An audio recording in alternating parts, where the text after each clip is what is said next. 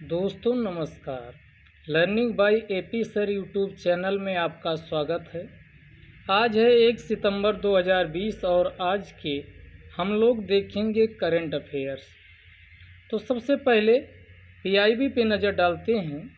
तो पीआईबी पे सबसे पहले जो न्यूज़ थी उसको हम देख लेते हैं। अभी आपको बाद में क्वेश्चन भी करवाएंगे जो आईएएस पीसीएस में आए हुए हैं कि हम किस तरीके से डायरेक्ट इनडायरेक्ट के आधार पर, नॉलेज के आधार पर बहुत सारे क्वेश्चन सही कर सकते हैं। तो यहाँ सबसे पहले जो पीआईबी में न्यूज थी, डॉक्टर सरोज घोष का 85 वर्ष की आयु में निधन हो गया है। तो हम जान लेते हैं कि डॉक्टर सरोज घोष क्या थे, हमारे लिए क्यों इम्पॉर्टेंट हैं। तो इन्हें father of science centre movement के रूप में जाना जाता है। विज्ञान केंद्र आंदोलन, भारत में विज्ञान केंद्र आंदोलन के पिता के रूप में, के जनक के रूप में इन्हें याद किया जाता है। इन्हें भारत में म्यूजियम मेकर किस नाम से जाना जाता, म्यूजियम मेकर के नाम से जाना जाता है। और इनके द्वारा, ध्यान दीजिएगा, इनके द्वारा जो national council of science museum की स्थापना की गई उसमें पिवोटल रोल यानी महत्वपूर्ण इनकी भूमिका रही है। National council of science museum, national council of science museum हमारे लिए इम्पॉर्टेंट है। तो ये पूछ लिया जाएगा कि आपका आईएएस में क्वेश्चन बनना हुआ तो आपका national council of science museum से पूछा जाएगा, क्योंकि आईएएस में व्यक्ति पे कम फोकस किया जाता, इंस्टीट्यूशंस पे, ऑर्गेनाइजेशंस पे ज़्यादा फोकस किया जाता है। तो national council of science museum की स्थापना 1979 में की जाती है। 1979 में national council of science museum की स्थापना होती है और उसमें डॉक्टर सरोज घोष की काफ़ी भूमिका होती है। National council of science museum के द्वारा साइंस म्यूजियम व साइंस सेंटर की स्थापना भारत के विभिन्न भागों में की गई है, जिनमें से प्रमुख रूप से आपका नेहरू साइंस सेंटर है। नेहरू साइंस सेंटर है तो आप ध्यान रखिएगा। अगर हम कुछ बैकग्राउंड की बात करें डॉक्टर सरोज घोष की, तो इन्होंने जादवपुर, ध्यान दीजिएगा ये कोलकाता में है, तो जादवपुर यानी पश्चिम बंगाल में है, जादवपुर यूनिवर्सिटी से इलेक्ट्रिकल एंड कम्युनिकेशन इंजीनियरिंग की यानी उपाधि ली हुई है।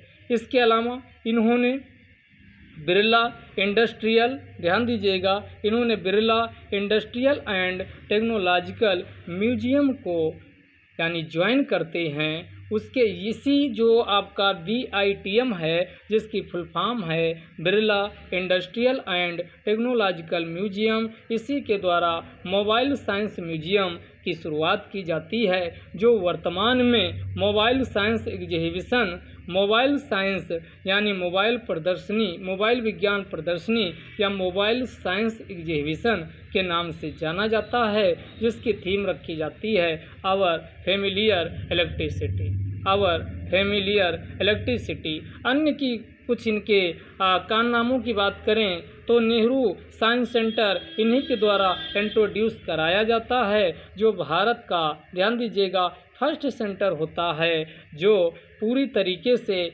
इंटरेक्टिव यानी प्रतिक्रियात्मक प्रदर्शनी से सुसज्जित होता है, इंटरेक्टिव एग्जिबिट्स होता है, जिसकी स्थापना 1985 में 1985 में की जाती है।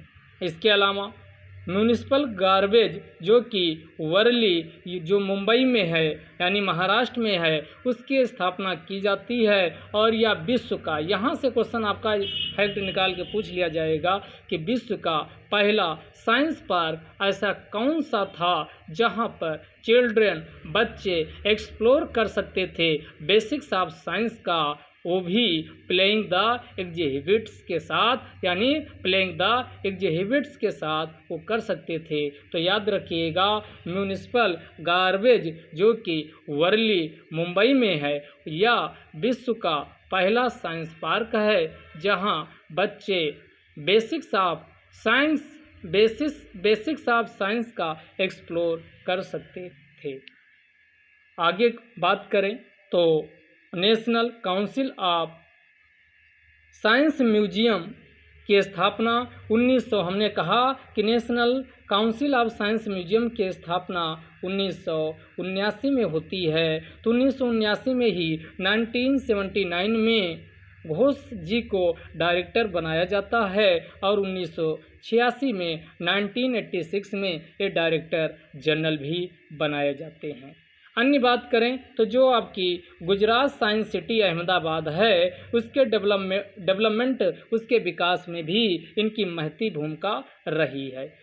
उपरोक्त इन्हीं कंट्रीब्यूशन के कारण इन्हें भारत सरकार के द्वारा 1989 में 1989 में पद्मश्री व 2007 में पद्म भूषण अवार्ड से पुरस्कार से नवाजा जाता है या प्रदान किया जाता है। इसके अलावा जो आईकॉम है, आईकॉम की फुल फॉर्म है इंटरनेशनल काउंसिल ऑफ म्यूजियम, इसके अध्यक्ष भी प्रेसिडेंट 2 बार बनते हैं, एक 1992 से 95 और दूसरे टर्म में 1995 से 1998 में बनाए जाते हैं, बनते हैं। इसके अलावा second science centre world Congress जो 99 में होता है उसके भी अध्यक्ष ये बनते हैं। इस प्रकार इनको इंटरनेशनल व नेशनल कई अवार्ड प्रदान किए गए हैं। अगला देख लेते हैं राष्ट्रीय खेल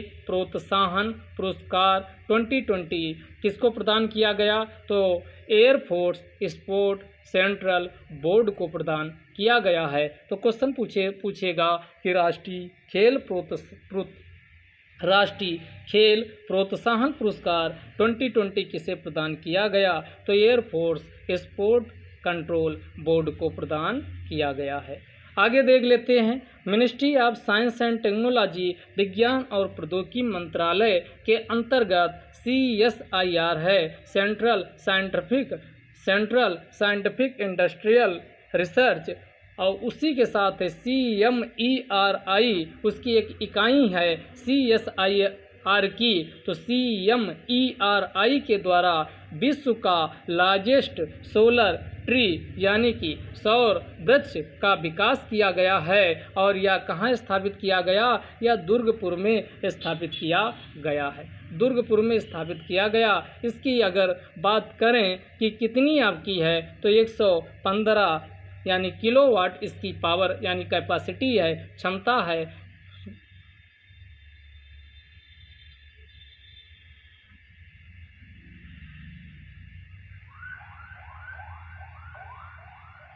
तो कितनी इसकी क्षमता है, तो इसकी क्षमता 11.5 किलोवाट इसकी कैपेसिटी है। अन्य अगर विशेषताओं की बात करें तो ये 12,000 से लेकर 14,000 unit clean and green power को उत्पन्न करने की भी क्षमता यानी इसकी है।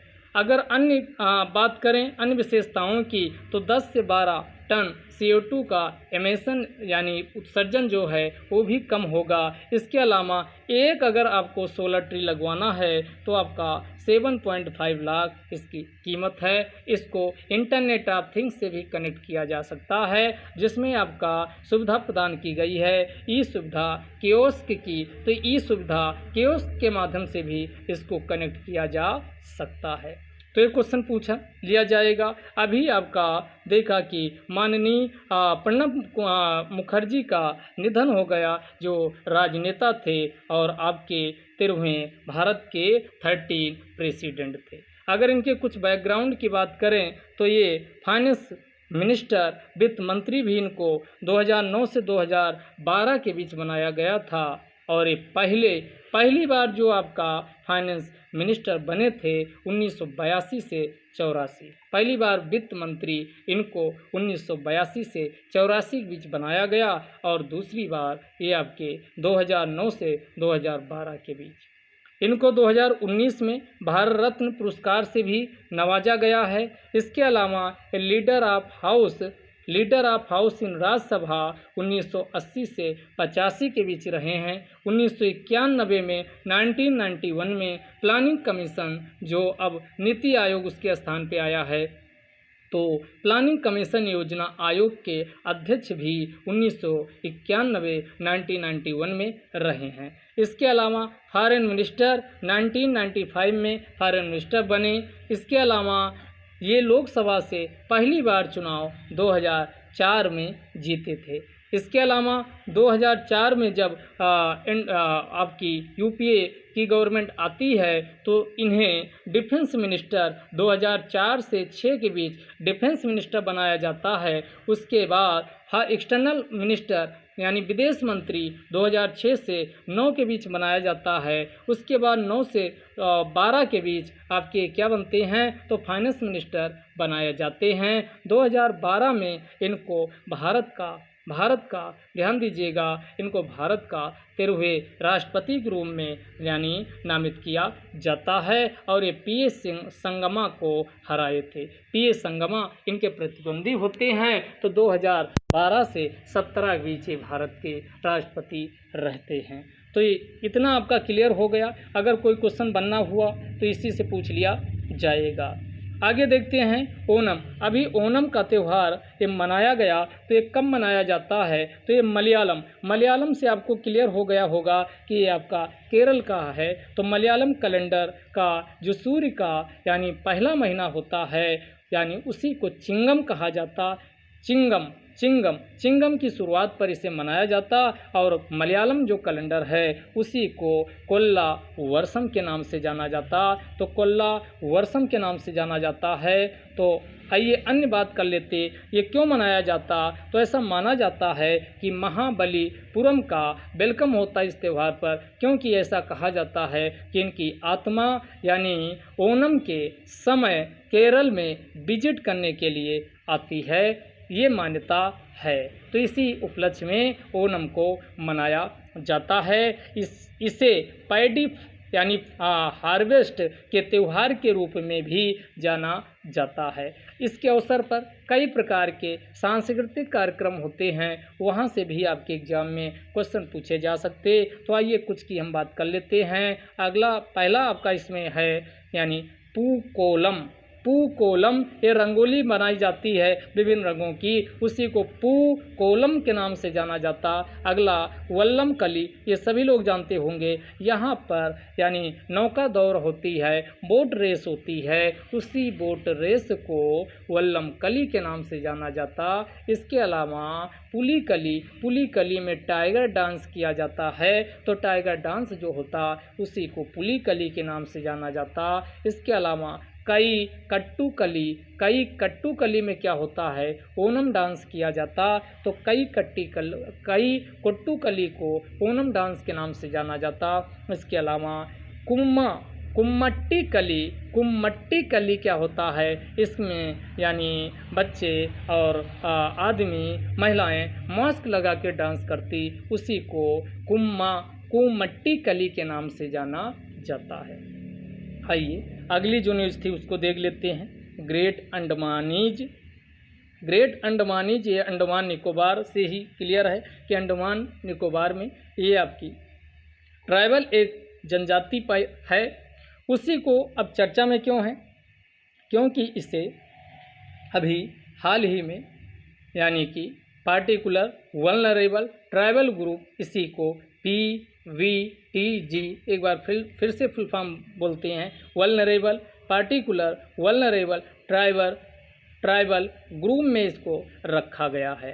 तो ये यानी जो जनजाति होती हैं जिनको खतरा होता है, उसका क्या आधार, उसकी भी बात करेंगे। तो उन्हीं को क्या किया जाता, सुभेद्य वल्नरेबल के ग्रुप में डाल दिया जाता है। मानक क्या हैं, अगर कुछ मानक की बात करें तो इनकी पॉपुलेशन या तो घट रही हो या फिर स्टेगनेंट हो, या तो ये ध्यान दीजिएगा, या तो इनकी संख्या घट रही हो या बिल्कुल स्थिर बनी हुई है। पहला आपका क्राइटेरिया इसके हो गए, इनकी पॉपुलेशन डाउन हो रही हो या फिर आपका स्टेगनेंट हो। लिटरेसी, इनकी साक्षरता दर क्या हो, निम्न होनी चाहिए। ये आपके जो pre agricultural level pre agricultural level of technology आज भी कृषि इत्यादि को करने में आदिम जमाने के प्रौद्योगिकी का ये आपका इस्तेमाल करते हैं और आर्थिक रूप से इकोनॉमिकली ये बैकवर्ड होते हैं। आर्थिक रूप से क्या होते हैं? बैकवर्ड होते हैं। और ये कहाँ निवास करते हैं? तो रिमोट लोकलिटीज में निवास करते हैं, जिसकी वजह से उनका जो पुअर इंफ्रास्ट्रक्चर रहता है, आवास से लेकर के अन्य जो इंफ्रास्ट्रक्चर है, रोड आपकी हो गई और या अन्य सुविधाएं हो गई, ये एडमिनिस्ट्रेटिव सपोर्ट यानी प्रशासनिक समर्थन व खराब अवसंरचना होता है। तो ये इनकी आपकी अब आइए इनका आइडेंटिफिकेशन के लिए क्या क्या किया गया था। तो आइडेंटिफिकेशन के लिए सबसे पहले 1973 में ढेबर कमीशन का गठन किया गया था, जिसका उद्देश्य था भारत में ऐसी जनजातियां जो सुभेद कैटेगरी में हैं उसको आइडेंटिफाई किया जाए, उसके लिए स्पेशल प्रोविज़न या स्पेशल स्कीम या वेलफेयर प्रोग्राम्स लॉन्च किए जाने चाहिए। तो सबसे पहले यानी इसी ढेबर कमीशन के द्वारा यानी 1973 में, ध्यान दीजिएगा 1973 में ही प्रीमिटिव ट्राइबल ग्रुप्स की बात कही गई थी। प्रीमिटिव ट्राइबल ग्रुप्स, और इसी प्रीमिटिव ट्राइबल ग्रुप्स को 2006 में इसको किस रूप में जाना गया भारत सरकार के द्वारा? तो इसी को पार्टिकुलर वल्नरेबल यानी ट्राइबल ग्रुप्स के नाम से जाना गया। लेकिन 73 में ये आपका ढेबर कमीशन की रिपोर्ट आई, उन्होंने रिकमेंडेशन किया कि ऐसा किया जाना चाहिए। तो भारत सरकार ने 1975 में 1975 में यानी 52 आइडेंटिफाई किया किसको? प्रीमिटिव ट्राइबल ग्रुप्स को, प्रीमिटिव ट्राइबल ग्रुप्स को। फिर 1993 में 1993 में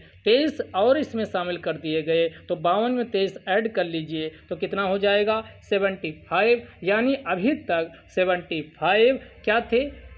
यानी पार्टिकुलर वल्नरेबल ट्राइबल ग्रुप्स में शामिल थे। इसी को PVTG के नाम से जाना जाता है, जो 18 राज्यों में, ध्यान दीजिएगा, जो 18 राज्यों में व एक केंद्र शासित प्रदेश जिसे अंडमान निकोबार द्वीप के नाम से जाना जाता, इसमें फैले हुए थे। तो अगर बात करें सबसे ज़्यादा कहाँ ये आपका हैं यानी पार्टिकुलर वल्नरेबल ट्राइबल ग्रुप्स, तो ये आपका ओडिशा में 13 और ओडिशा के बाद उसी के नीचे है आंध्र प्रदेश में 12। ये सर्वाधिक इनकी संख्या पाई जाती है। इसी इंफॉर्मेशन के आधार पे हम लोग क्या करेंगे, 2019 का यस का प्री का जो क्वेश्चन पूछा गया उसकी हम चर्चा करेंगे। और देखिएगा बिल्कुल नॉर्मल क्वेश्चन पूछे जाते, लेकिन दिक्कत यही होती है हम बहुत ज़्यादा एडवांस चीज़ें बहुत ज़्यादा इधर उधर की यानी देखते रहते, फिर क्वेश्चन आपका छूट जाता है। तो अभी देखेंगे कैसे हम क्वेश्चन उसको करेंगे, उसकी भी बात करेंगे। तो PIB जरूर आप देखिए, PIB में जो भी इंफॉर्मेशन होती है तो उसका आप इनडायरेक्ट यूज करके बहुत सारे क्वेश्चन IAS प्रीलिम्स के कर सकते हैं। IAS का प्री स्टडी से ज़्यादा यानी ये स्मार्ट वर्क से आपका प्री क्वालिफाई होता है। आइए अगला देख लेते हैं, प्रधानमंत्री जनधन योजना। ये 6 साल अपना सक्सेसफुल इम्प्लीमेंट इसका हो गया है, इम्प्लीमेंट 6 साल पूरा हुआ। तो अब वर्तमान स्थिति क्या है? तो जिनका मेंस में आप कोई वित्तीय समावेशन से क्वेश्चन आ जाए फाइनेंशियल इंक्लूजन का, वहाँ इस्तेमाल कर सकते हैं। उनमें टोटल अकाउंट की बात करें तो टोटल अकाउंट कितने हैं? तो यानी खोले जा चुके अब तक तो 40.35 यानी 40.35 करोड़ खाते अब तक खोले जा चुके। सबसे अच्छी बात है कि इनमें ग्रामीण क्षेत्र के 63.6% अकाउंट हैं और उनमें भी 50% से ज़्यादा 55.2% खाते किसके? महिलाओं के हैं।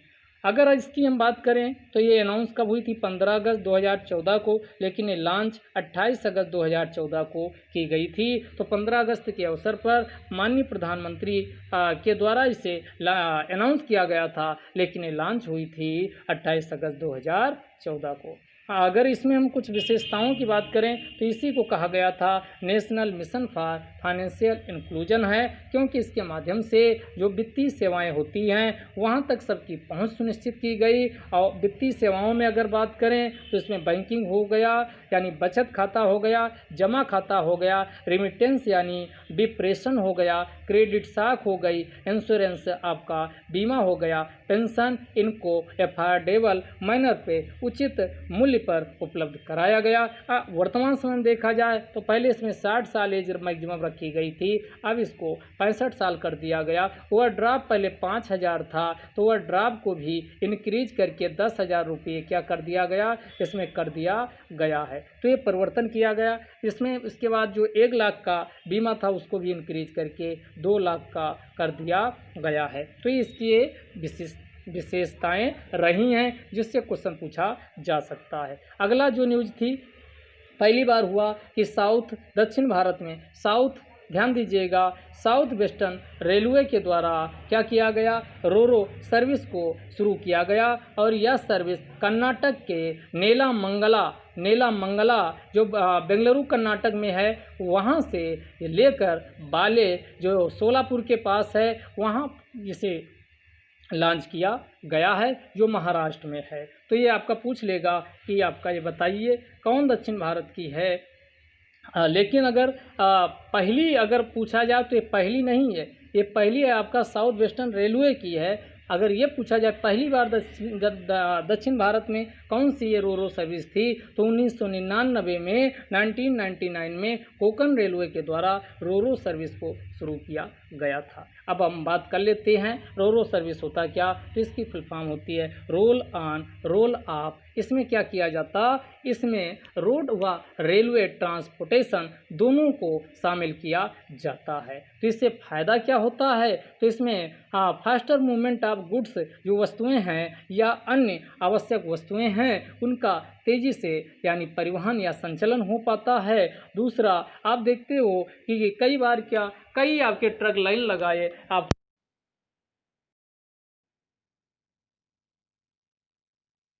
इसमें क्या होता, कंजस्टन से भी रोड पर छुटकारा मिलेगा।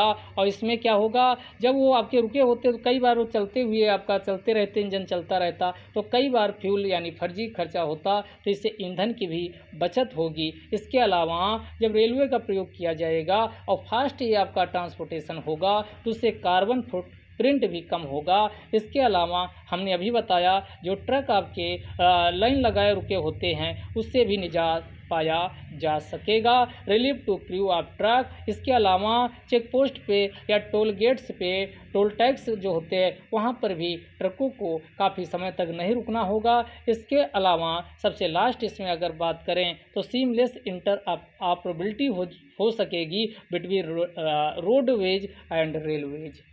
तो ये सब आपके इसके क्या आए हैं। अगला सबसे लास्ट आज का जो है उसको हम देख लेते हैं। देखो अपना देश वेबिनार, इसका आयोजन कौन कर रहा, मिनिस्ट्री ऑफ टूरिज्म। तो इसके पहले भी कई हमने डिस्कस किया था। तो ये आपका अभी इसका जो इस बार का अभी आयोजन हुआ है हम्पी को लेकर के किया गया। तो हम्पी जानते हो कर्नाटक में स्थित है और हेरिटेज साइट के साथ साथ टूरिस्ट डेस्टिनेशन के नाम से ये प्रसिद्ध है। अब इसकी हम बात करें तो ये capital of last Hindu kingdom जो था यानी विजयनगर का, उसकी लास्ट इसे माना जाता है कि अंतिम हिंदू राजा जो विजयनगर का था उसकी ये राजधानी थी। इसे यूनेस्को की वर्ल्ड हेरिटेज साइट में भी शामिल किया गया। अब बात करें ये किस नदी किनारे हम्पी स्थित है, तो ये आपका तुंगभद्रा नदी के किनारे, ध्यान दीजिएगा, तुंगभद्रा नदी के किनारे स्थित है। इसी तुंगभद्रा नदी का नाम पहले पंपा के नाम से जाना जाता था। जो हम्पी नाम निकला है